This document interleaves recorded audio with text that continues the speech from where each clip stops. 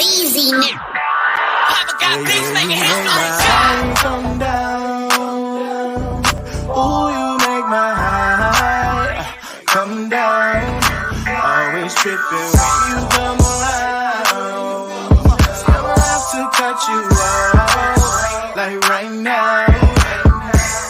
You see, I don't want to drive me. You can say that for your mama. Maybe you should smoke some. Me try the marijuana. I was never you good. The vibe was straight. Showed you a couple of things and they ain't finna change. I treated you right. Everything was a gift from a time to your bag and the color on your lip. Yeah, you Welcome to the Seahawks Man to Man podcast, powered by The Athletic. Shout out to the company. My name is Michael Sean Dugar. You can follow me on the tweet machine at Mike Dugar, MikeDugar. I'm verified on there for now. Elon Musk has come for that bill. I don't know if I'm gonna pay it, but anyway, shout out to everyone who's watching us on YouTube. Our subscribers on there, we appreciate the love. Seahawks Man to Man, that's Seahawks Man, the number 2 man, is the channel on YouTube. We appreciate all of that love and support. Chris, holla at him. What is good, everybody? It's your boy Christopher Kidd. Be sure to follow me on Twitter at CKIDD206, and that's CKid206. And all right, we are continuing our pre-draft coverage, gathering experts to talk about all these players that Chris and I pretend to be experts about this time of year. We had Nick Bumgarner come on, we had Deontay Lee come on, and now we are completing the holy trinity of NFL draft experts with the homie Nate Tice making his debut to the Seahawks Man to Man podcast. Nate, how are you? I'm doing very well. I love that. The trio, the triumvirate of draft takes. Yeah, that's good. No, I'm happy to be on here. I was pretty fired up when I got the message. I feel at home. A couple Seattle boys, you know. This is great. I was born in Bellevue, so even though I was right across the water, man. You good? Yeah, I know. I'm okay. I know. So I get some credibility there, but no, I'm fired up to be here. So thanks for having me on, guys.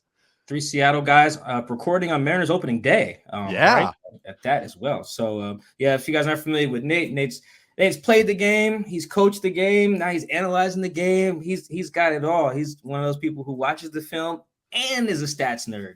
The lovely mix there. And you can catch him on the Athletic Football Show with Robert Mays. They do a great job on there. So yeah, Nate, you're all over the place, man. I'm glad you're getting your debut with us on here.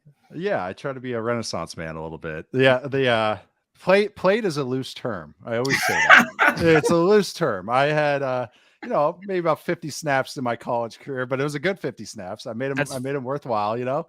That's 50 more than Mike and I.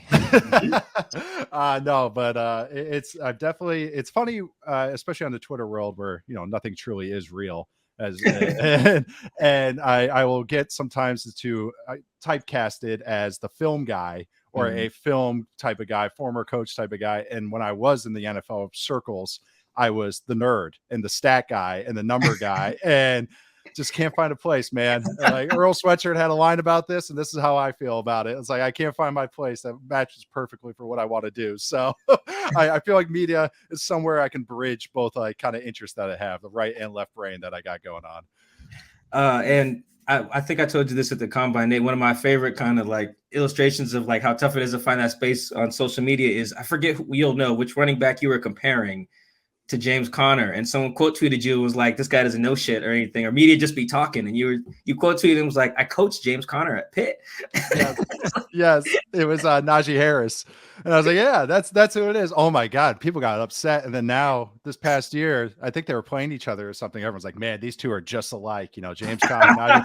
And I'm like, god dang it, my mentions. I at least got the dunk on somebody, and that guy tried to tweet through it too. I had people DM me and go, did you see that guy's follow up tweets? He was not backing down on it. So once in a while I always hide, especially initially. I had a Forrest Gump picture as my profile picture. I had nothing about like I was a coach, player, or anything like that, because I never tweeted before. I'd have a couple tweets about the Mariners or anything like that, or the Timberwolves. I'm a Timberwolves fan, but that was just about it.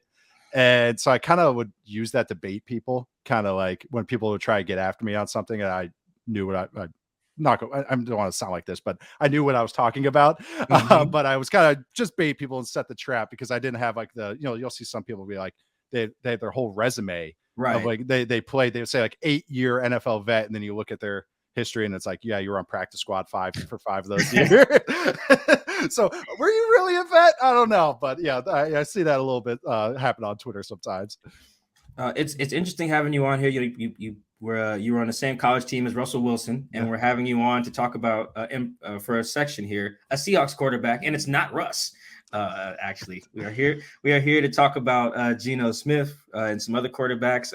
AKA King Gene is the nickname he's got on this podcast after he played last year. You were one of those people last year. I never mentioned this to you, but so I watch a lot of film. Chris does too, and we'll tweet out some clips, and I'll tweet out some clips. And I'll think it's a great clip, and I don't really say it. I'll just put it out oh, woo, or nice, or something very generic. Yeah. And then later, you'll do it, and I'm like, yes, I didn't know what the fuck I was looking at, because Nate loved that clip too. So you had every year or every week I was like, yes, Nate's just validating that I kind of am getting the hang of this film watch, and particularly with Geno. So let's start with him. When you did watch the tape of his first season as a starter with the Seahawks, what would you highlight as the reasons he was so effective last season? He's a big game hunter, and does it within the realm of the offense, and not he pushes the ball and pushes what the offense is asking for him. And I mean that in a very complimentary sense. And there's a kind of, I would say, an epidemic with some college quarterbacks that come out, and I know Geno has been a longtime veteran, is that a lot of concepts will be a high-low, and this is a term, it's just a drop a lot of concepts into buckets. There's dozens of these kind of ones, some on the outside, some on the inside, but he always tries to attack the high. And you'll see a lot of quarterbacks that's low, low, low, low. I ain't trying. No, I'm not trying. I'm going to get on base and I'll get a walk or a single. Geno's swing for the fences. He's going for doubles. He's going for home runs, but it's not a dumb way. It's controlled aggression. And that's what I love watching Geno play. And I mean, I was optimistic. He exceeded all expectations, obviously, of how he played last year. I was optimistic because what I've seen in Geno in the past, but he'll do stuff. And this is the play that's burning in my brain, is against the Chargers, was they would be in empty formations, and rather than nickel and diming or just taking the cheapy go ball throw, which is very easy for a quarterback to do, to just throw it down the field. And you'll see Russ do this sometimes. That's kind of good and bad of Russ. Geno was hanging in the pocket and finding those intermediate areas, which is really hard to do out of empty, out of 5-man protection, where you don't have a lot of time to quickly go 1 to 2 to 3, and he's doing it. And I thought Geno was it does a lot of things well as an athlete and moving in the pocket, but he just stands strong and attacks down the field. So when you have a decent offensive line and good weapons, magic happens. When you have a guy willing to throw to those weapons, there's so much frustration with quarterbacks that are, they'll say, I'll take the safe answer. And Geno's just always pushing the envelope. And I think that's what's awesome. I appreciate his game. It's the type of quarterback that I like. In general, big, strong, athletic, and also can just fire that pigskin like that. That's the type of guy that I'm a sucker for, and he's that in spades. And I think he played exceptionally well last year, and I'm excited to watch him in this offense this year. That is, I'm glad you mentioned the Chargers game. That was one of the examples where I think their first play of the game is out of empty, and he hangs in there and hits Will Dissly, I believe. Yeah, their first play. I'm gushing over that. Me and Chris have done film breakdowns every Fridays. Now during the season, I think, Chris, my play was an empty, wasn't it? A incompletion. It might be that play. It was an incompletion to Noah that he just fired in there. It was a great ball. Noah dropped it, of course. Yeah, I think towards the end zone. I just remember thinking he'll do that. I think you posted it. I think Mina might have been posted the same clip, and I was just like, yes, the world is seeing this. One of the things that's come up with Geno, obviously, since he got paid, even before he got paid, is how much of that, what he was able to do last year, is sustainable, whether you should pay him or not. As someone who's looked at the film, looked at the numbers of Geno, watched him for a while, is the way that he was effective last year something that can carry over year to year, even after defenses kind of maybe can quote unquote catch up to what he was able to do in 2022? Yeah, I think it is. It's that offense is not gimmicky. It is very real. Not a lot of cheapies and what I say easy buttons. You watch I'm not trying to knock the guy, but Jalen Hurts and what the Eagles offense does. There's a lot of screens. There's a lot of designed QB runs. There's a lot of stuff that makes you get a lot of cheap yardage out of it, where it's not a lot of effort mentally or physically for the quarterback. Hey, let's just catch the ball and throw it out there. Go AJ Brown. That's a lot of fun. Geno doesn't get to do a lot of that. It's very down the field, which means that the hard stuff he's already doing. So that means if you make it easier and you do more of the cheapy stuff, or the talent around them gets even better, which I think that's an underrated thing with the Seahawks team, is just crushing that draft and getting 2 bona fide, what I think plus tackles on rookie contracts that are only going to get better. And that's going to unlock so much for this offense. So I think it's very much sustainable because they're only going to add on the same offensive coordinator, so they're only going to, what they built on, they go, okay, we like those plays for Geno, drop out the ones we didn't like with him. And which is emphasize what he was good at. Oh, look what the Chiefs were doing, and then cherry pick other ideas that they maybe have to drop in. And they're not losing their pass catchers; they're only going to add on to it. They have Kenneth Walker coming back. It's like, I think this is very much sustainable, and I actually think they take another half leap forward this next year. I'm very optimistic on the Seahawks. I really am, because the defense can't get worse. And I think they're going to find their identity. And I think this is a top 8 offense, like easy, and like not even squinting saying that, like, oh, they're going to surprise people. I think it's like, I'm surprised that people don't think that already. And I think this offense is going to be better, and it's because of Geno, because he's going to unlock how good these players are and what they ask of him. With how Geno played last season, and obviously Mike mentioned the fact that teams will have tape on him for a full year, and things obviously will change week to week for him. Did he show you enough based on last year where you are willing to pass on a CJ Stroud, a Bryce Young, if they were available at number 5 overall, if you were running things for the Seahawks? This is very easy for me to say as I'm sitting here in Las Vegas wearing a backwards hat and a t-shirt. I think that they're in a prime position to take a guy.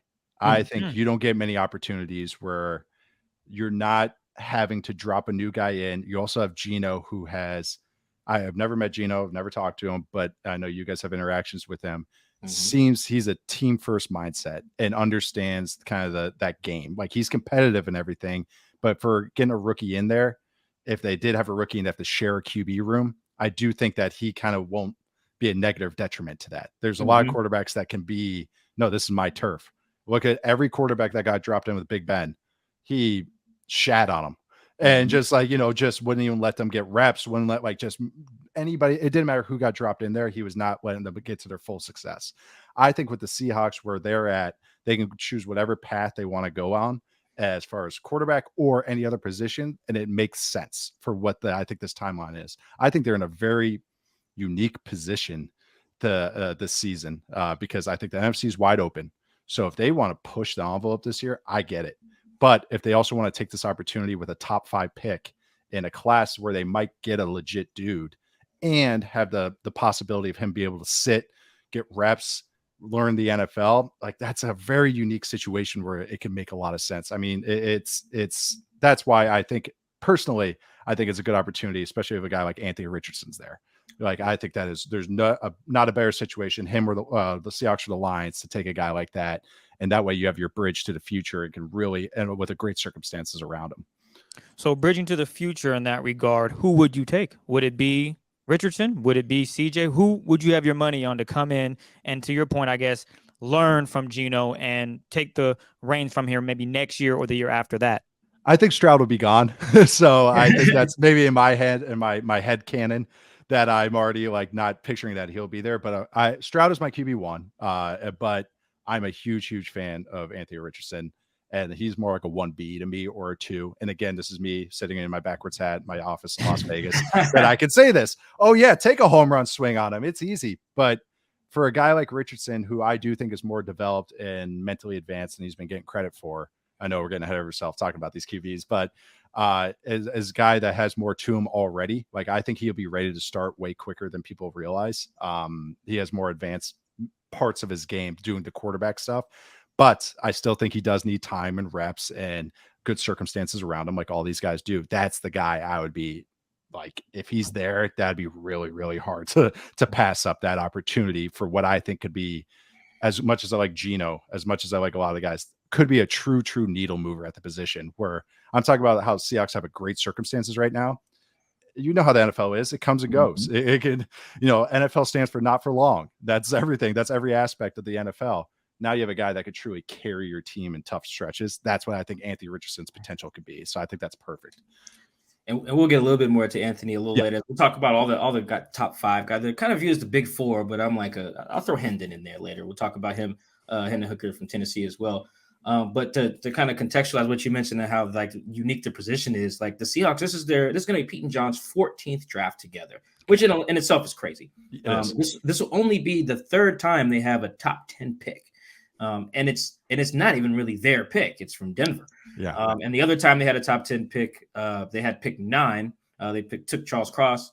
That was Denver's pick as well. That year they had pick 10, which became Garrett Wilson. And then I think they had Russell Okung. They took with the 6th pick in 2010, which again wasn't their pick. That was from the Jim Mora team. So with Pete Carroll as the coach and John Schneider as the GM, pretty much the Seahawks can count on not sucking enough to be in the top 10. Right. Which is fun. That's fun to be a Seahawks fan. It's a good position great. To be in. But it just puts in perspective, like you said, how rare this is. Yeah. That's basically 1 year that Pete has coached where they were a top 10 team in the draft. And that was the year that their quarterback broke his finger. Right. So it really just shows you how tough it is for Pete Carroll's team to stink. Which again, it's great. Pittsburgh has the same quote unquote dilemma. I guess if that's how you want to put it with Mike Tomlin, no losing seasons in umpteenth years. So let's get into some of these quarterbacks one by one. Start with CJ, since you say he's QB1 for you. What does CJ display that kind of separates him from the rest of the big 4, big 5 in this group for you? To me, he's clean. He does a lot well, and there's not like that true negative to his game where that's a good thing. I also think that he has, having said that, and the typical term you hear with CJ Stroud is he has a high floor, which I agree with, but I also think he has a higher ceiling than people have given him credit for. This dude's coming out as a redshirt sophomore, 2-year starter, got better each year as a starter, which is, I think, a huge for any type of player. You want to see him get better, but especially quarterback, as they get more reps and they learn from their negatives and just keep coming along, that he has way more of a ceiling than people give him credit for. Can grow into his frame. He's about 215, 218 right now. I think he can get to that 230 size, like easily, because he's kind of longer. Like he kind of has that wide shoulders. Like, I don't know this. I hate talking about body types like this, but but he really does have a frame that he can grow into and get to that level where I think it's like you can withstand the hits. I have a big thing with quarterback weights, which I know we'll talk about in a second with a different guy. Well, with the very next guy, actually. But Stroud he's accurate and he has underrated arm strength. It's not the Josh Allen of the world or even Mahomes or anything like that or Herbert, but it's good. Like sits at good. Sometimes he can drive those throws. The Northwestern game is the one that stands out to me, which was a game that he quote unquote struggled in, but it was really Northwestern's coaches were all over Ohio State's offense. And it was also like a 50-mile-an-hour wind game. And he's driving on throws there and easy driving. And I said this on our podcast. It was not like Baker Mayfield where he's putting his whole body into it to throw it as hard as he can. It looked easy, but you could tell he's trying to like cut through the wind. And also he's willing to push the ball. He's willing to throw intermediate. He's willing to throw short. He's willing to throw over the middle. He can make all the throws. Does he have help with his offensive line and his receivers? Marvin Harrison Jr. should be a top 5 pick next year. He's freaking amazing. But yes, he has all that help, but he makes the most of it. Everything's on time. His eyes are good. The knock on him is that he doesn't create a lot, but it's not like he can't. The Northwestern game in that second half when, again, Northwestern was all over their offense. They started doing QB run stuff, and he took over. He scrambled and took over. The Georgia game is the one that everyone talks about in the playoffs. He was the best player on the field. And that's when you're taking a guy, that's what you want. In the biggest moments, does the quarterback look like the best player on the field? And he checked that box. And people say, oh, that's one game. There's a positive in being boring at quarterback. The thing with Mahomes is everyone's going to remember the trick shots and the crazy plays and the behind the back stuff and underhand. Mahomes will have stretches where it's almost boring, like, because he doesn't miss. And it's just 7-yard gain, 12-yard gain, 8-yard gain, 6-yard gain, 5-yard gain. And then it's the trick shot. And everyone's like, wow, look at that highlight. Oh, Mahomes is just trick shots. It's like, yeah, but he also nailed the last 6 completions and avoided 2 sacks. Stroud can kind of do that boringness. And I think that's where some people have kind of underrated him in that regard. But he just does a lot of things well. And the negatives with him is that he had a good circumstances. His pocket movement is okay at this point, but it's gotten better because he's had nice, clean pockets. Ohio State has 2 first-round tackles this year. But I just really, he's just clean to me with more upside than people have given him credit for, and accuracy and enough arm strength. That stuff carries over to the next level with good eyes. There's just there's a lot to like with his game. Yeah, I was watching the Georgia defense versus Ohio State offense, like that cut up, or not cut up, but just that file. Mostly to look at Jalen Carter. Sure. And then I remember texting the person who sent me the file, like, whoa, I think the Seahawks should take CJ Stroud. Yeah. Now I just know he won. This was before he threw at the combine or anything. I was just like, they should take this guy. He's very good. And then if I know people usually tank for quarterbacks, but yeah, if Marvin Harrison Jr. is oh my God. I know. That's a special dude. Mention the QB weights. So that's a perfect transition into Bryce Young. Yeah. Who I joked with someone on the Seahawks staff. Because I think when he met with them at the combine, I'm pretty sure he was at a 204 or 208. One of the two. And then one of the people who had met with him joked like he's probably going to be 188 at his pro day. And then I don't think he even weighed in. No. Yeah, actually he didn't run. He just threw. Bryce is getting great advice pre-draft. Yes, he is. Clearly, great, fantastic advice. So how concerning is how much Bryce weighs at the next level for you? It's incredibly concerning. I first of all, I want to put this in before I start getting into the negatives with this, is that he's a baller. Like he is a football player. And that's why it sucks that I have to harp on this weight so much, but he would be a true historical outlier. Even sub 210 is worrisome for quarterbacks unless you're a freak athlete. The historical, like I did a study, this was before Zach Wilson, and this was because Zach Wilson had a lot of water weight. He was 212, and it was like, Zach, and I was told that he was more like 198, 200. Oof. Is quarterbacks under 210, the only historical successes were Lamar, Mike Vick, who two of the greatest running quarterbacks of all time, and Mark Bulger. Just a random one to throw in there. But he was a 6th-round pick, so not a first rounder. And so Bryce Young, who I think it was 202, 204, whatever it was at the combine, I'm going to trust what they weighed him at Alabama, because usually those college weights are already fudged a little bit up. So they said he was 192. Yeah, I'm going to guess that's his actual weight. And the fact that he at the pro day he didn't weigh in. The last first round quarterback in the first round that weighed under 210 or 200, I'm sorry, was Jim McMahon in 1982. Oh my goodness! Wow. The last quarterback under 200 or to weigh under 200 to go in the first 3 rounds was Pat White in 2009. It's a true historical outlier. And yes, outliers exist. Devontae Smith, no one has been built like him. I mean, maybe Torrey Holt or I'm sorry, not Torrey Holt, Isaac Bruce. There's not a lot of those guys that can come around like that, but that's why there's not a lot of them. Having said all that, Young is mentally sharper than I thought going in. He thrives in chaos ball, but he handles all the pre-snap protections. He handles all the checks in an Alabama offense that had a lot of pro elements to it. He can throw over the middle, which a lot of shorter guys have issues with, as you guys had experience with as Seahawks fans for the last decade.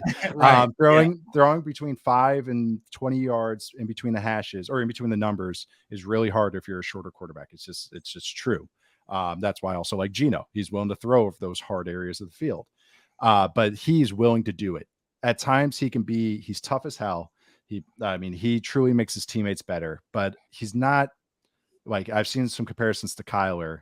He doesn't have Kyler's arm strength. He doesn't have Kyler's quickness or running ability, but he can throw he's good arm strength, and he can throw on the move, and he will operate from the pocket when he can. Sometimes though, when that pocket gets tight or he doesn't see it right away, he can be a hair late on the throw and he'll get whacked. And people are like, wow, that's tough. That's good. And it's like, yeah, it's good, but he can save himself a hit if he got rid of the ball on time. And so that I go back and forth with him because I appreciate the player and everything, but he would not be the one I bet on, because it's just, you're betting on a lot of outcomes. Like, yes, the draft's a crapshoot. But there's better bets at the crap table than, I'm not going to bet on Yo coming every single time, or, a hard 6 coming every single time, but sometimes it does come up. And I think that's what he is. He's just a hard bet to make, even if I appreciate the player. Yeah, no, standing in there and making the tough throws when you get whacked is admirable until you take one like week 13 and you're out for a month because you got bruised ribs. Or he took 7 of them in a row, and they're like, wow, man, he carried him to the game, and then that guy's not practicing for 2 weeks because of what just happened. Make me think of some of the hits Mike White took towards the end of the year for the Oh my Jets. God. Oh, I think it was the Bills game. God. He just was getting destroyed. Well, that's even like Kirk Cousins. Like, Kirk's not a perfect quarterback or anything. The one thing he is, though, is tough. And you reminded me when they played the Jets, it was like a snuff film. Like he got hit like 15 times where I was like, why go down, stay down, stay down, stay down, man. You're not going to feel good tomorrow. So stay down. All right, let's talk about AR, Anthony Richardson, perhaps the most polarizing prospect so far in the draft, depending on where you think Jalen Carter falls on that. But of the quarterbacks, it's certainly Anthony, 6'4", 244. I actually got that weight wrong when I was talking to someone via text on the Seahawks staff. They were like, no. I said 232, and they text back like, no, 244. They're like, get this right. This kid is freaking huge. Yeah. And the discourse has become all over the place. Buzzwords like raw, project, which you could kind of apply to just about any kid in the draft when they're 21. You can apply it to most humans in the world when they're 21. they're just a project. Like, and with Anthony, there's a bunch of other critiques that fall at different points in the fairness spectrum. But you're our resident now AR truther. So what's the truth about the strengths and the weaknesses of Anthony Richardson?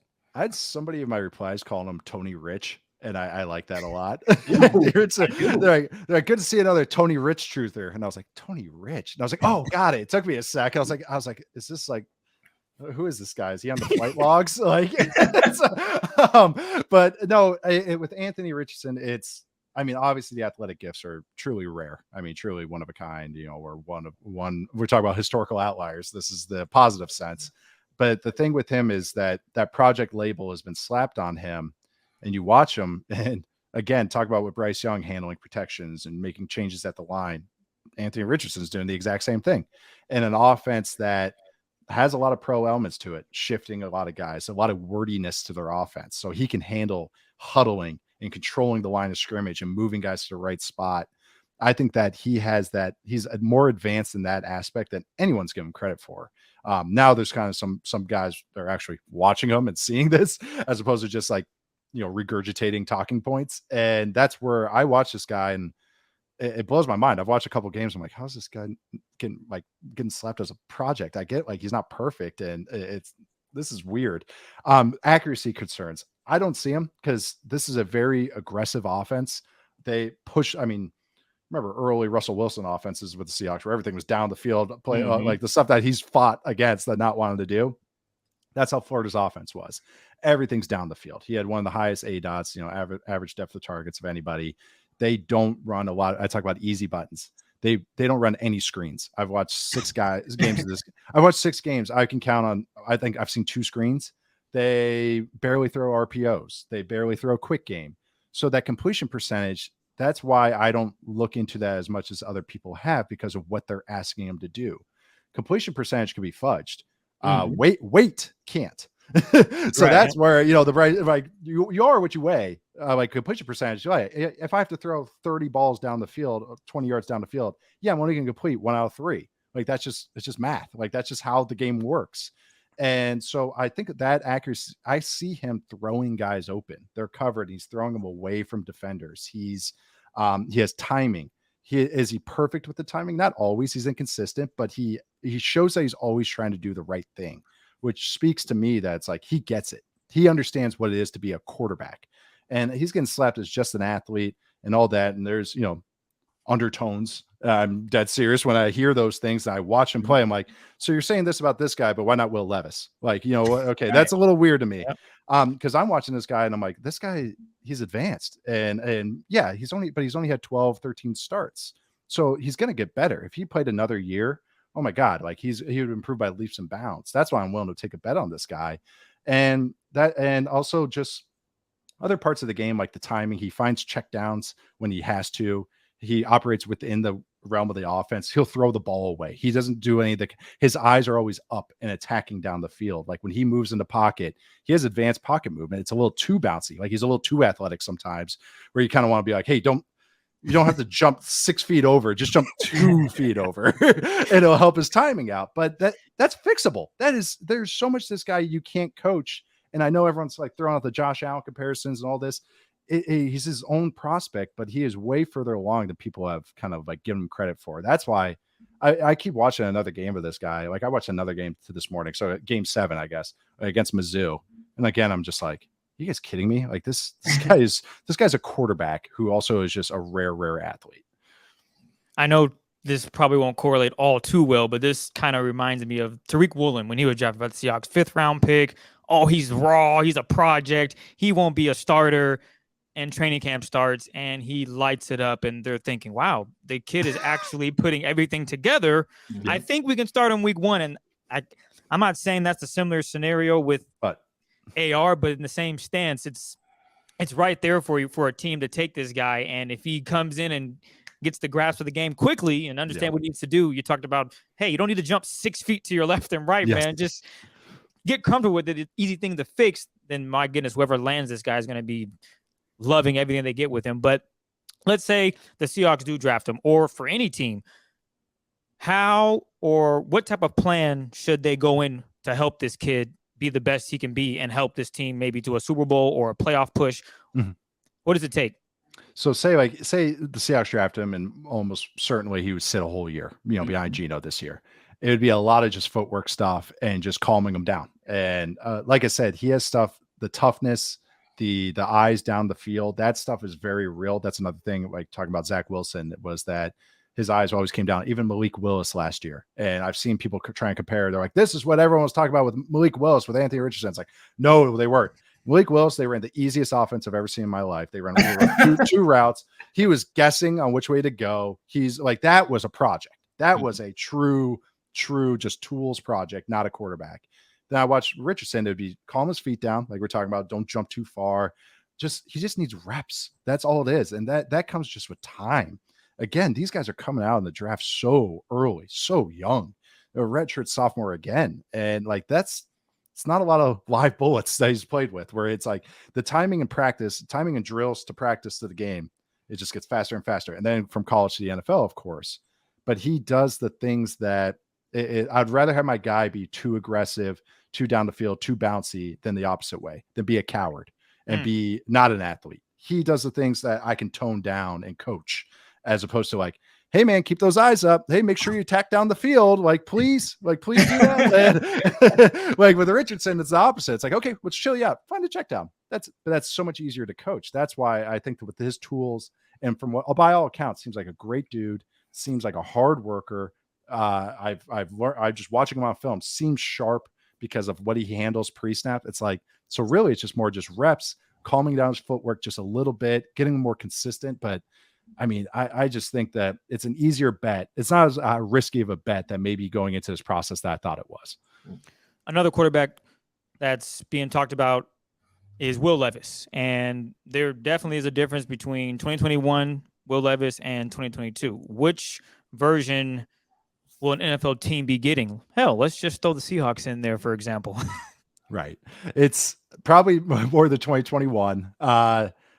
He had the worst situation of all these guys last year. He got no help with play calling, pass catchers, offensive line.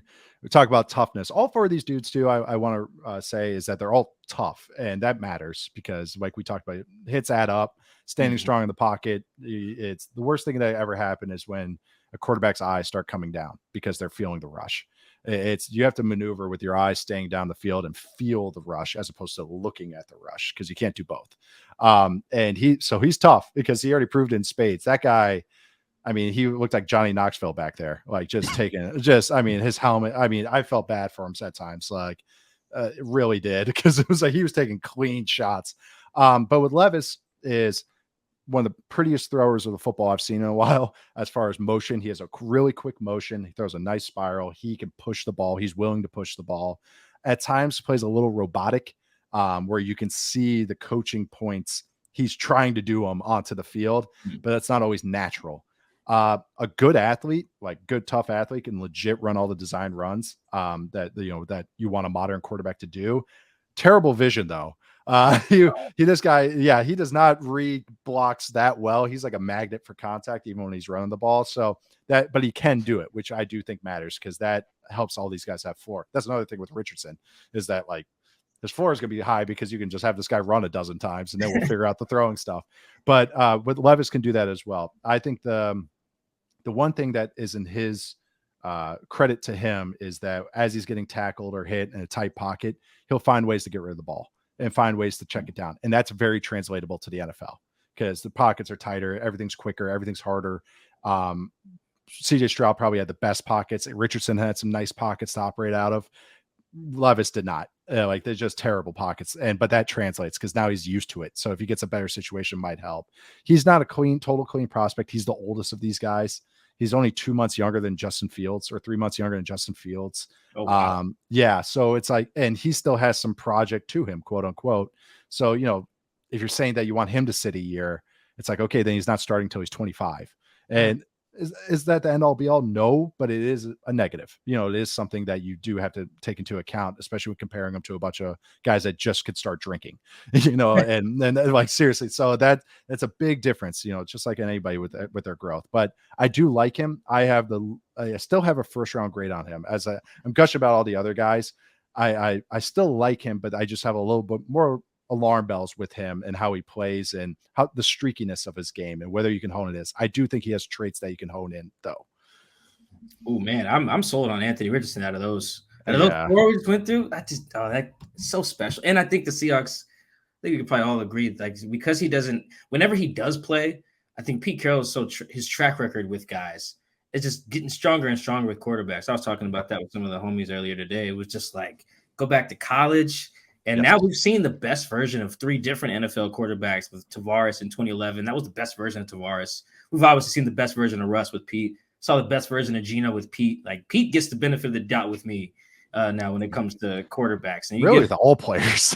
Yeah, I mean, honestly, the only one that's been a little tricky is some linemen. Some linemen have left. Yeah. And that may be more about Tom Cable than it is. I was just about to say, but I know you guys have a lot of scars probably with Tom Cable. I've had some linemen just specifically tell me that in the past. It's like, there's a reason that like a guy like Lewinsky or something like that, which seemed unplayable in Seattle and goes to the Colts and it's like fine. And there's been some other ones too, but Pete gets the benefit of the doubt, not just because of the players and stuff around him. Anthony wouldn't necessarily be throwing to Tyler and DK forever. Or something like that. Players change, but like who's telling you, who's coaching you up? That would be consistent here. So I'm in on it now. I'm throwing it at 5. There we go. It's an ideal situation for him in Seattle or Detroit. It really is. I do think it's like number 1 pick isn't out of the realm. That's just me. That's just a private take, but also where the Panthers are at as a team. Because I think they have a strong offensive line, great play caller, decent enough weapons, and a great defense. That would be a decent, and Andy Dalton as a backup. So that's not like a terrible situation. But that's not terrible. It's actually a good situation. But that's where I don't think the NFL aligns with that. Oh yeah, let's take a home run swing right away. I think they'll play a little bit safer with those picks. But I'm more comfortable with him as a legit top 5 guy. Not squinting anymore, as opposed to like, I understand the toolbox. It's like, no, the toolbox are pretty polished, more than people have given him credit for. Yeah, and that run, how fast he can run, is just he's built like a defensive end. Yeah, there's a I think Will Blackman had a tweet today, kind of saying he could play both. He could rush the passer, and Quandre replied to him. Quandre Diggs was like, yeah, if we take him, we're gonna have him learn from G for a year and then become Micah Parsons. He's Otani. Yeah. That's his football's Otani. That's exactly what he is. I know. Speaking of James Conner, that's his freshman year at Pitt. We had him as a designated pass rusher, and like the bowl game and stuff. I've tweeted it. I'll tweet it out. I'll retweet it today. But it's so it's him and Aaron Donald rushing the passer against Bowling Green. Oh, it's hilarious, and he was good. Like he was legit good at it. Like that's what we recruited him at Pitt as. We're like. Tell him he's a running back. He's going to be a DN in no time. And then we gave him a week at running back. We're like, all right, let's design some touches for this dude. This guy actually might be legit. So but that's a true story. He came into Pitt as a designated pass rusher that ended up staying at running back. I could do a whole we won't do it today. I could do a whole podcast, Nate. I'm a big guy on I know everyone can't do it, but I just would love to see more guys be two ways in the NFL, just for guilty pleasures. The Chris Gamble pod. Like I just think that it would be. It's from my pleasure. I know it wouldn't make their careers longer. I don't even know if it would make them more money, but it'd just be fun. It would just be so fun. I did a story in 2019, I want to say, where I asked everyone in the Seahawks locker room if they could switch positions, what position would they switch to? And I ran all of their answers just verbatim. And then just the guys who said they would switch to defense just got me thinking. It was just like the offensive guys who said they would switch, and vice versa. Like DK, I think, said an edge rusher, and I was like, yeah, sign me up for that. Jadeveon Clowney actually said safety, but just even that switch, just he said safety so I could kill someone. I'm pretty sure I have to find the story. I'm pretty sure that's what he said. I remember the PR staff not tracks. Yeah. I've always wanted to see Cam Newton as a D end. Just oh my God, I think he would have been amazing. Cam Newton's one of the greatest athletes I've ever seen in my life. I want to see him at every position. I don't think Jordan Brooks was on the team at the time, but I think he was a running back in high school. He's mentioned that to me before, and like his aesthetic is just so beautiful that I would just love to see him carry the ball. He's got the sleeve, the visor. Yeah. That was Clowney. Clowney as a running back in high school was like unstoppable. Like he ran for like 30 touchdowns or something. It's so hilarious. He was Derrick Henry before Derrick Henry in high school. Oh, look it up. They're still on YouTube. Man, he is. I mean, he's so much because he's so straight line fast. That's like as soon as they toss him the ball, he got a crease. It's the kid that hit puberty early against everybody else. Just everybody else is jumping, trying to tackle him, and he's just running past everybody. It was the best. All right, let's get into one more quarterback before we switch to tight ends. I want to talk about them too because I have a draft crush that I want you to talk me out of at tight end. But I want to talk about Hendon Hooker real fast because some Seahawks fans, understandably, are like, all right, Mike, our defense stinks, so let's use 5 and 20 on defense, and then maybe we can get like Hooker later or something like that develop. And I'm like, yeah, okay, I kind of hear you because the defense was not good last year. But one critique of Hooker so far, other than just being an older prospect coming off of a blown knee, just like independent of that. Other than that. Yeah, other than that. Play Mrs. Lincoln.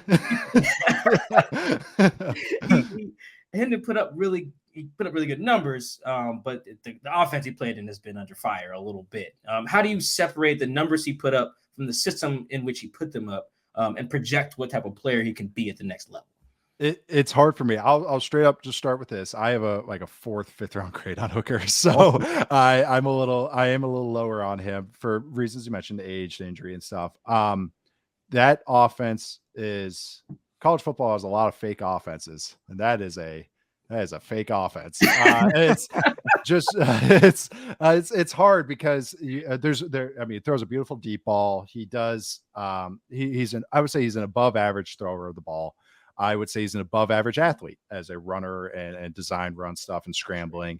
I would say his pocket movement is it's because he's not asked to do that. He's asked to do the same exact drop back every single time.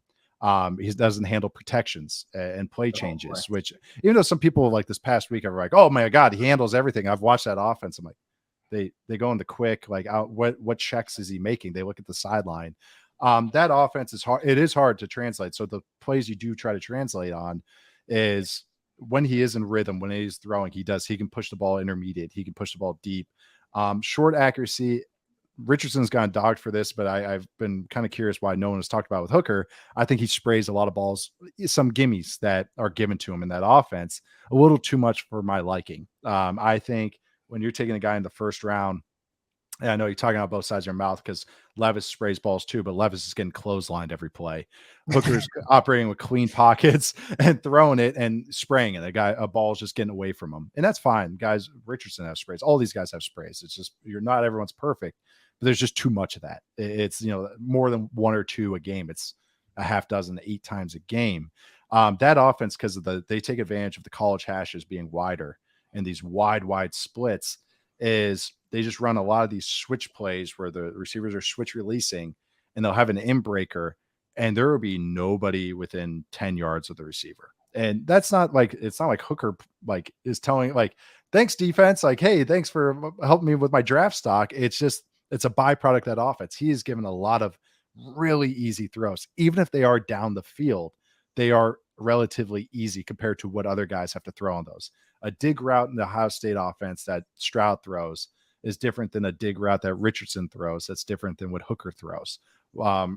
Richardson's will be off of play action. Stroud will be off a deep 7-step drop back. And then Hooker's is off of, he just stands there, statue in the pocket, and waits for the guy to read on a break route and then throws it. And that's where my reservations are, is that's going to be hard to adapt to the next level. There's going to be more of a growing pains than I think people have realized with that, because of just the terminology in the offense, the types of throws he has to make. A lot of it are 3-man routes, not even getting all the guys in the field, where he has to read a high low or go 1 to 2 to 3. So there's just a lot of fakeness that you have to kind of wash out, and the translatable reps aren't as impressive maybe to me. Not to say I don't think, like, I know I sound like I'm crushing him. Not to say like this guy's terrible, he should never step on the field. I just think he's more of like a high-end backup type. And that's why the first round hype has kind of been like, ooh, that's scary. That's really, really scary for me. If you took this guy even in the second, that's a little rich for me, but I understand what teams looking at, or even in the third round is kind of like the sweet spot for him. But obviously with all the public hype that's happened, the media hype, obviously some teams like him. But there's just a lot of alarm bells when I watch him, and the stuff that translates, on top of being like the same age as Quinnen Williams. You know, like, you know, he's an older guy. So like, he's coming off a knee. Say he sits for a year, he's gonna be 26 in his first year starting if he has to sit out this year. So there's just a lot of alarm bells. Oof, that is. I know, right? That's tough. I know. It's a laundry list, and I do like him. He seems like a good dude, but it's just, try to be realistic with this. That's why we have you on, to give us the whole truth and being honest. I want to, of course, get into the tight ends, because you are helping us in that regard, doing quarterbacks and tight ends double duty. So we appreciate it. Of course. The Seahawks need a tight end. I'll go through it real quick. Kobe Parkinson, Noah Fant, they're on expiring deals. And then you have Will Dissly, who his deal ends in 2024, but he's also injured. And the timetable of him returning, that's up in the air. With that being said, 2 guys stood out to me, and they could be available round 2, 37th pick, and 52nd pick overall as well. And I'm talking about Darnell Washington or Tucker Kraft out of South Dakota. Who do you like, and who do you think fits more with what the Seahawks want to do? Oh man, both do. I really like both of those guys, especially in the range that you're talking about. Tucker Kraft has been my kind of like, I'm very bullish on him. I think his best football is ahead of him. That guy went to a high school of like 50 kids in South Dakota, and like, he is, and then going to South Dakota State, where they're well coached, but he's still learning how to play football. He's a toolsy guy. But I think especially when he came back from injury this past year, really at first I was like, man, I thought he'd be better as a blocker. And I'm kind of like, oh man, I want to see, you have to project a lot with blocking, especially with tight ends, but I thought I was going to see a little more. He comes back from injury, and once they hit the playoffs and the end of the season, I was like, oh, there it is. And he's truly burying guys, but moving guys off the line of scrimmage. He's athletic with, legit size. I think he's 255, and long arms, and just does a lot of things well, but he is more of a project that's going to take some time. Most tight ends are, but I really like his game, because I think he has an all-around aspect of the game. He could be a Y, where he is in line, helping out the tackle on double teams, blocking a D end, can legit do that. Day one, no, but I think, year 2 and beyond, he'll be able to do that, on top of being a good athlete. He's a smooth athlete. Like, he is just a natural, like, he just carries you watch him, he's 255, 258. He runs like he's 230. Like, you don't, even though he's built like a square, like he just moves really well. He's a fluid athlete with good hands. Not a great ball tracker. Like, when the ball's in the air, I don't think this guy ever played baseball. He might've, but there's not a lot of really good ball tracking. I don't think he played outfield. But he does have good hands, reliable hands. So I think he could be a great, like, auxiliary target early on in his career, and just with room to grow. And then Washington is, the freak of freaks. Ridiculous. He has gotten a little overrated as a blocker right now. Everyone's acting like he'll step in day one and just like be burying guys. He has, again, all these tight ends really hard. He has room that he needs to grow as a blocker, but his potential there is like being the guy, like the top 3 blocking tight end, on top of being a legit weapon. Most true wide tight ends, like his body type, aren't great pass catchers, or they get their 2 targets a game and they finish the season with 230 yards and a couple of those joke touchdowns, like the heavy play action touchdowns near the red zone. Washington, though, has upside of being kind of like a third weapon in an offense. I don't think he'll ever be that true number one, like, Kittle, especially not Kelsey, but a guy that's kind of like a two-way guy. But he's going to be, if the ball goes his way, you're like, okay, cool. We're fine with that. And on top of being a plus blocker. So I think he has, especially just all those athletic traits. And I might be underselling him. Like, that's just me being kind of like trying to be like midline projection. He has still so much more to him. You don't know what he's going to do with coaching, but like a true freak at the position. And one of my philosophies at tight end, and both of these guys apply, is you just draft the biggest, fastest, strongest dude and hope it works out. That's my philosophy of tight ends. Just hopefully you have a good coach that can figure it out, because it's such a hard position. It really is. And both of those guys check those boxes, though. Earlier this month, you wrote a really cool piece stating what makes this class so impressive. So for our listeners, our viewers that maybe didn't get a chance to check that out, please go do so. But if you can give a little taste as to what makes this class so impressive to you. Yeah, those two is a good example. There's a lot of different flavors. Usually there's only 1-2 kind of tight ends that you take in the first 2 rounds, or like a second round type. That's typically the numbers. This class has even just like modest projections, like Dane Brugler from The Athletic. I think he has 7 tight ends in his top 100. I believe that's where those last count. Daniel Jeremiah said he had 11 guys with first 3 round grades, which was a little rich for me. But really legitimately like 7 is the number, which would be, I think the record is 7 in the top 100. How many tight ends go, or first 3 rounds tight ends go, 7 or 8. I can't remember, but this class might match that. There's a lot of guys that are useful and not squinting useful, where I talked about all these guys being, usually a guy like Darnell Washington is okay. You look at all these traits. Wow. This guy only caught 5 balls in his college career. It's like, they actually have some production to them. Like, there's some realness. It's not theory with these guys. And I think that's what makes it cool. A guy like Luke Musgrave from Oregon State, who's barely played at all because he's battled injury history. He is a special mover. He has star potential, which is crazy. Like, that guy might be tight end 1 in most classes. And then we look at this class and it's like, he's 5, he might be 6, 4. Like, there's just a lot of flavors that you like. So you got different positions. I don't know if you want me to touch on all of them, but different guys. There's the Ys, which are hard to find. There's the Fs, which is the move tight end. There's true pass catcher types that can be like mismatches. So that's what makes it cool, is that not only there's a lot of them, but there's a lot of kind of useful players with different types of roles. I love how you use flavors. I'm going to stick with that. So shout out to Nate on that one. I'm talking flavors. I'm shouting out Nate on that one. So I have 2, Nate, I have 2 draft crushes, first round guys that I've been hesitant to mock to Seattle for like fear of retribution from Seahawks Twitter. Which is once you get your mock draft screenshot into Seahawks Twitter world, if it's bad, it's going to travel. Or if it's just crazy. Because I can't always source that, because sometimes I'll hear something from someone in the building and then I'll mock it, but I can't always put that. You got to be careful when I There's a game to play, man. Yeah, exactly. But so 2, I have 2 in the first round that I have not mocked yet, but I would love to. One of them is Alabama safety Brian Branch. I'm just like, I'm all over that for several reasons. I just love it. But we won't talk about him. My other one is Michael Mayer. I have yet to mock him to the Seahawks at 20 because I feel like I'll get yelled at. But Nate, am I crazy for loving this guy for the Seahawks at 20? Nope. Not crazy at all. And right in that range I'm very comfortable. That's as soon as kind of about pick 14 happens. Yeah, that's Michael Mayer range. Just good at everything. That's what I mean. I talk about big. You go with the biggest, fastest, athletic guys at a position.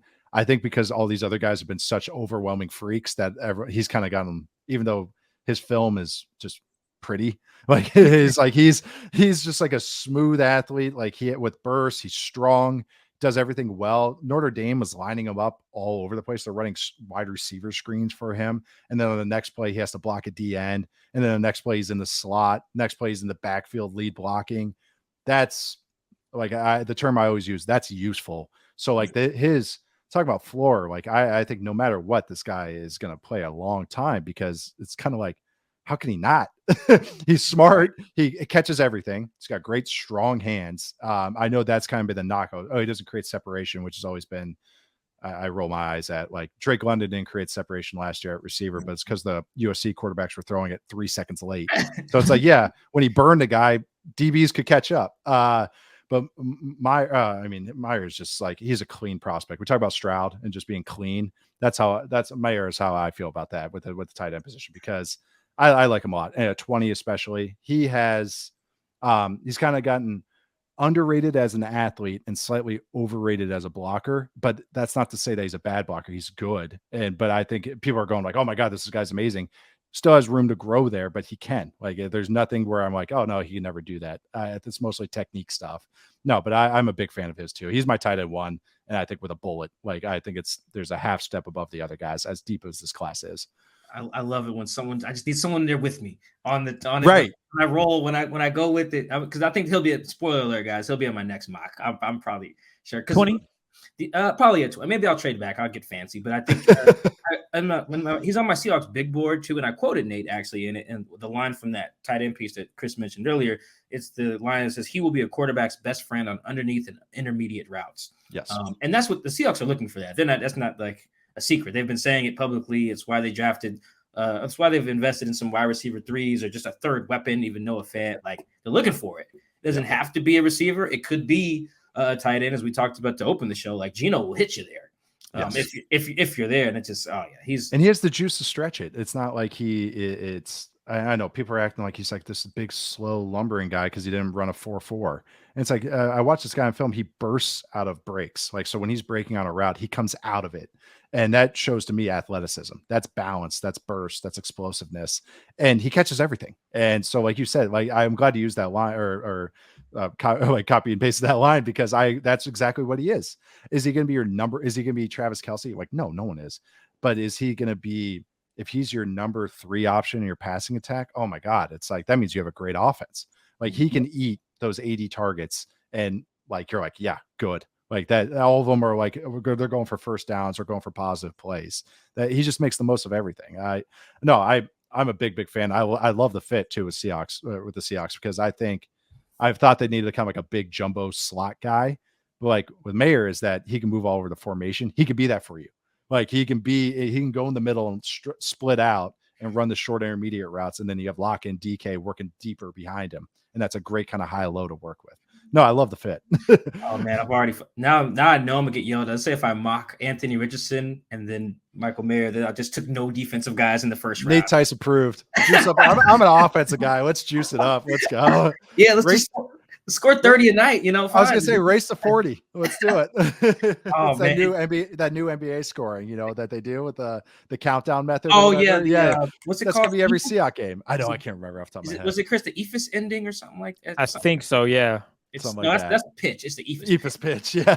Elam. Okay. Elam. Yes. Elam ending. That's the Seahawks offense. Started with the knee. I knew I was on it. That I'm going to do it. I might throw a line in there on my mock drafts. Like, guys, I'm not alone here. Nate Tice would do the same thing. I'm all about it. All about it. In there. I got one more. I'm drafting 2 D linemen first round, though. Sorry to say. I think my last mock had Jalen Carter and Nolan Smith, which I felt great about too. Yeah. I've watched the Seahawks defense, and I'm just like, yes, take them. Plug them in. They don't have any noses right now either. So if they took Kalijah Kancey or Mozzie Smith or something, that probably make sense too. One more tight end guy got here, and I'm not gonna lie. Part of this is probably just me being like, he went to Iowa and he's a tight end, so draft him. Especially because I know it's probably eating at John Snyder not taking George Kittle. Like it's just got to be still eating at him. A lot of GMs. Yeah. And then they have to face him twice a year, 3 times last year. Georgia's career high in receiving yards, I think, is against the Seahawks. It's like 180. So like he's just torched these guys. And I'm talking about the Iowa tight end Sam Laporta. I wouldn't do this at 20, guys. Let's throw it out here. But after that, though, day 3, round, Mike. Not day 3. They have 3 picks on day 2. I'm liking this guy, Nate. Are you with me on that one too? And if so, why? Big fan, huge fan. That was a guy I thought I was going to be able to kind of keep as like my sleeper for everything. And it's like, he tested so well that everyone's like now all over him. I'm like, God dang it. But I love him. The term again, I'm just like the 4th time on this pod I even use the term, but useful is exactly what he is. He does so much well that he's a good blocker, even if he can't always get the job done just because he's of size, is that he's going to be useful as a blocker. So it's like if that, and that matters because that's how many it's all about how many snaps you can play and be on the field for any position. That's why quarterback is valuable. Offensive line's valuable. You're on the field every freaking snap. That's why corner is valuable. You're on the field every snap, and you can't get sub out. It's like, oh, we don't like this matchup. Sub out the offense, sub out the right guard. Okay, yeah, you can't do that. But at tight end, guys, I think people get fascinated about the guys that are just these receiver only types. That are just, oh, look at the mismatch and all he does. Well, their coaches are going to have to hide them because then if you want to do the more heavier personnel stuff where you're running the ball or even doing asking a tight end to block, you have to like really work at hiding the guy. Oh, we can't run behind him because he'll get his ass kicked. We have to pull him and all that. Laporta, though, is I sound like he's a good blocker. It's just sometimes he loses physically. But as a receiver, he can create yards after the catch. He's a good athlete. He's good hands. He's tough as hell. I'm a huge fan of this game. If you can't tell, I think as soon as you're getting into that middle of the second round, I think then you're starting to get into that comfort zone with him. I kind of had like a late second, early third round grade. So that's exactly where I look at him. I think he's going to be useful forever. Like whoever drafts him, he'll play special teams early on if you're not comfortable with him playing yet, but he's smart. He's athletic. Good hands. He's a good route runner, which is also huge too. But I mean, same that discussion I just had with Mayer about, oh, you want to find that kind of jumbo slot type. He can do that and run some underneath stuff and also pick up yards after the catch. No, but I'm right there with you. Huge fan of his game. And I think he's going to be a good pro. Oh, you're 2 for 2, Mike. Yeah, no, no, those are the guys I like. We might think of a better title for the podcast once this releases, but right now the headline's probably going to be Nate Tice confirms Michael Sean's priors. That's just.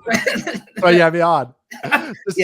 Just text me your prior, all the ones that you want. I'll be like, oh, okay, we'll talk about these 3 because then we can concur with everything. Which it helps because I think me and Chris are Washington State grads, and we had Deontay to talk about the front 7. He broke my heart about Deion Henley. He was very honest about him. It's just like it's not a good fit, and he broke down why. And I listened back to the pod and I was like, fuck, he's right. Damn it. Because I just want they took Abe Lucas last year. I'm like, yep, you guys are on it. Get some more Cougs in here. I'm like, all right, you need inside backer. Take Deion. And I'm just like, no, Deontay's probably right. Like it stinks, right? Take Drew Sanders. Hell, I even tried to say, put him as a pass rusher, man. See if he can get quick with it. And it's not going to work out. Yeah, reality. It stinks. Yeah, it's like Deion's like 225 pounds. And it's just like, yeah, you can play at that. But like, I was just talking to John Snyder the other day, and he was talking about how important like being a take-on guy is for the linebackers and their scheme. And I was not to say Deion can't, but it's just like that is a little tougher when you're 225. Exactly. And you're a converted receiver. So I was like, God damn it. It's like, so I don't always get my priors confirmed on the show, but today it was it's good. Your day. Yeah, just these tight ends. Useful tight ends that's exactly what I'm going to like too, man. So that was perfect. Well, and I don't have the number in front of me, but the Seahawks, I'm pretty sure, led the league in total snaps and 13 personnel last year. If they were either 1 or 2. Up there.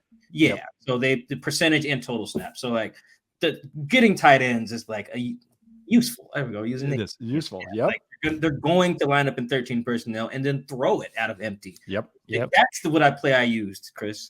They had a 13 personnel play where they went empty and threw it. I was like, okay, Shane Waldron, you sick bastard. I love you. You get but that's the thing. If you do that with Laporta, even if they go 12 and the defense matches with base with 3 linebackers or a 3-4, then you get Laporta on a linebacker, he's going to eat them up. Like they're not going to be able to stick with him. Like that's good. That's like, if you can have especially with a creative offensive coordinator who actually understands that stuff, it's like, that's just a toy. Like that's so much fun to work with. And that's exactly what he can do. All right. Chris, we got anyone else we want to ask about? We can get Nate out of here. Nah, man, that was great. Thank you, Nate. Yeah. Thanks for having me. That was a lot of fun. Make sure you guys check out Nate. He writes for The Athletic, but follow him on Twitter too. You'll just be a smarter like football fan if you do that. And you may also just fall in love with like any Minnesota sports teams or the Mariners if you do that as well. Right. So, go ahead there. Make sure you check out Nate. Also on the Athletic Football Show with Robert Mays, man. I love our podcast, but what Nate and Robert got over there, they're kicking ass. So make sure you guys check that out as well. Nate, you want to plug anything else? Twitter stories you got coming? Anything else before we let you go? Not too much. That's all. Go Mariners. That's all I got.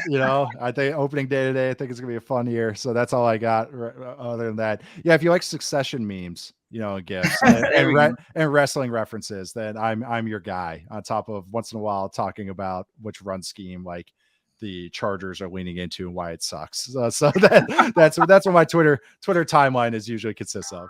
All right. Well, thank you, Nate, for joining us on the Seahawks Man podcast. Thank you all for watching on YouTube, listening on Spotify, The Athletic, where we also Apple, everywhere. We just appreciate the love and support. That completes our trio of athletic draft experts with Deontay, Nick, and Nate. Thank you, all three of you guys. I know the other two aren't here, but shout out to all you guys. Do great work. Make me feel like I know what the hell I'm talking about when I do draft stuff. I know Chris is a smarter draft analyst because of you guys as well. Thank you guys for tuning in. We'll catch you guys next time. On that note, we're out.